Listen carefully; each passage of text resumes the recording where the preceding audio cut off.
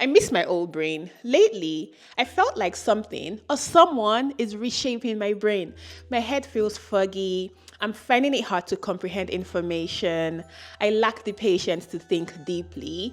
And my attention span is practically non-existent. I miss getting bored and conjuring up imaginary worlds and scenes, wandering inside books, walking alongside characters in places I've never been. The brain that understood that good things actually take time to reveal themselves. I miss that brain and I want her back. But first, I need to understand how I lost her in the first place. When was the last time you truly listened to the sound of your thoughts? Not a podcast host, not a curated playlist, not a video playing in the background on YouTube, but just your own thoughts. Silence feels weird now, doesn't it? We are constantly plugged in. Every sound, every image, every platform vying for our attention, keeping us forever entertained. Disney Plus, Prime Videos, YouTube, Instagram, influencers telling you how to live, what to buy, what to do. At first, all of it was fun and exciting. I mean, all these new media and mediums of communication. But then I started to realize that it became a form of escapism for me because I really hated my reality at the time. I so much hated my job. And after work, I just wanted to come home and drown my thoughts. I wanted to literally numb myself. And so I turned on these devices just to distract me from feeling. And then I started to realize that I could no longer, or rather my brain could no longer decipher what was valuable information from what was, quite frankly, garbage. At some point, I got really worried that there was probably something wrong with my brain and I should probably go get a CT scan. It wasn't until I started researching, listening to podcasts about like learning and how to get my focus back, that I noticed that this wasn't actually a solitary experience. It was a mainstream experience, and that the technology that we use is actually shaping and reshaping how we think, our creativity, our self-expression, and possibly even our identity. Another one of my problems, social media. Once upon a time, my screen time was 8 hours in a day.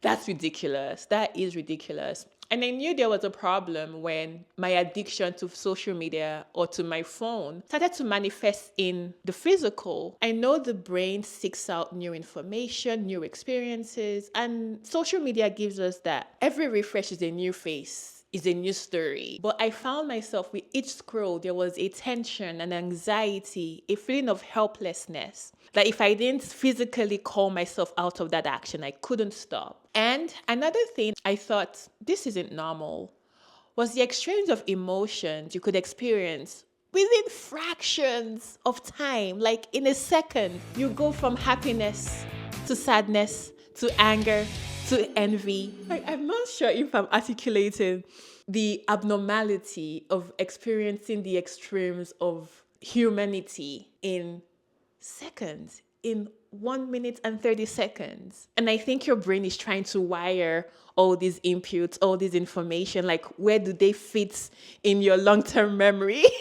Who is this person? Like, why am I crying with this person and then I'm angry at this person? Who are these people? And yes, these are all normal human emotions, but this should be reserved for people or characters that you've experienced vulnerable moments with, whose journeys and idiosyncrasies you've come to understand. Okay. So constantly switching our emotions, our attention, quite frankly, has led to mental fatigue. My brain is overloaded. It feels like a cloud heavy with rain, but unable to pour. Because I've only fed it nothing but superficial, frivolous, rubbish information. There is no pattern to my knowledge. There's no repetitive themes, just frequent interruptions. So, the choices we have made, whether consciously or unconsciously, through our use of phones, TVs, computers, watches, whatever, has led us to reject the intellectual tradition of solitary, single-minded concentration. And now we live in an age of the popular buzzword today, anti-intellectualism. And I need to change that because I really hate it here. I really hate feeling the way I feel. Now, I'm changing up my brain through simple practices because it's not going to be done in one day. So I'm going to call this Finding Chisholm's Brain 2.0. The first thing I'm going to do is I'm going to embrace silence, because there's so much wisdom in silence. And the mind that is quiet has vast space. I'm trying to not wake up with an alarm clock because I want my body to naturally wake up. And for 30 minutes on my bed, I'm just going to be in quiet. And I did that today, and I heard a woodpecker. It was so cute. Honestly, the first thing I used to do every morning was check my phone. Anyway, and I know it's easy for me to say because I'm single, child-free, I live alone, I don't have kids.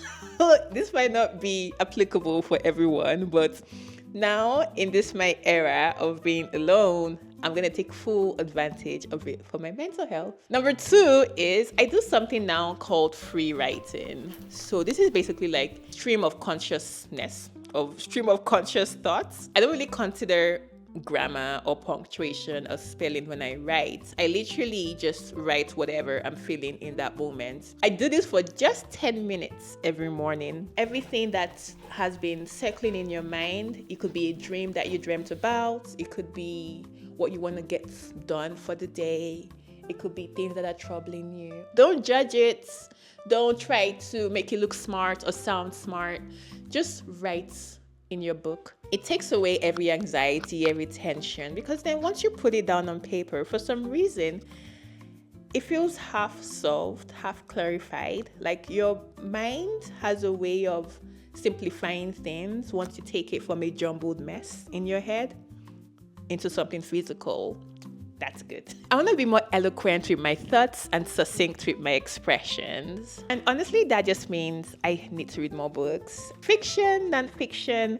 But the kind of books I like are books that explore the tragedies of life. I think books like that give me a lot more empathy. I see people and I'm not so focused on me. I'm more focused on their experiences, on their stories, and how life has shaped them to who they are today. And it makes me just appreciate human nature. So if you have any recommendations, let me know in the comments below. I'm gonna have to delete social media. I know. I'm trying to make social media my bread and butter and I want to delete it. But to be honest, I just had to realize that it really is a distraction. You can sometimes trick your brain while trying to be an influencer or content creator, that the more time you spend on this platform, the more productive you're being. But quite frankly, you're just consuming, you're not creating. I only download the app when I have something to post. And once I've posted my video, and just because I need to reply my comments, my DMs, I'll keep it on for like a day or 2. And after 2 days, I delete it again. And honestly, I think like social media punishes me for that, but I don't care anymore, man. Right now, you're not even paying my bills. Instagram doesn't pay creators, and TikTok doesn't have TikTok fund in Canada, so like I could get rid of them. And I find that also with social media as well, I'm constantly in a state of comparison. It's just a platform that just spiraled into one consumerist capitalist hellhole, and I just got tired of it. So I don't follow lifestyle influencers, but I do follow like people that inspire me, that I kind of like want to be like. And sometimes I do feel a little bit of envy because I'm not as good as they are, but that's a good thing because it means you want to be better. And the final one is honestly just lifestyle improvements. And this is not from a place of, wake up at 5 a.m. and work out and blah, blah. I've tried it, it didn't work for me. So this is just from a place of mindful lifestyle improvement, sleeping better, eating better. And I will not even limit myself from certain things. If I want chocolate, man, I'm going to eat the chocolate. I don't plan on being a gym rat, but if you love the gym, that's for you, great. Well, I don't. I've tried it and I'm like, gym. But when I dance horribly, I feel much better. And my heart rate goes up. So I just do what feels right in the moment. Yes, it's probably good to like challenge yourself when you work out, but honestly, you just do what works for you, what you like, and when you like it, you keep at it. So, but anywho, I just want to be better. I want to be smarter. I want to be like articulate. I want to be wise. Anyway, that brings me to the end of today's video. And I'm curious to know, if you made it this far, let me know what your focus routine is, your mental health routine is, now that we live in a world full of distraction.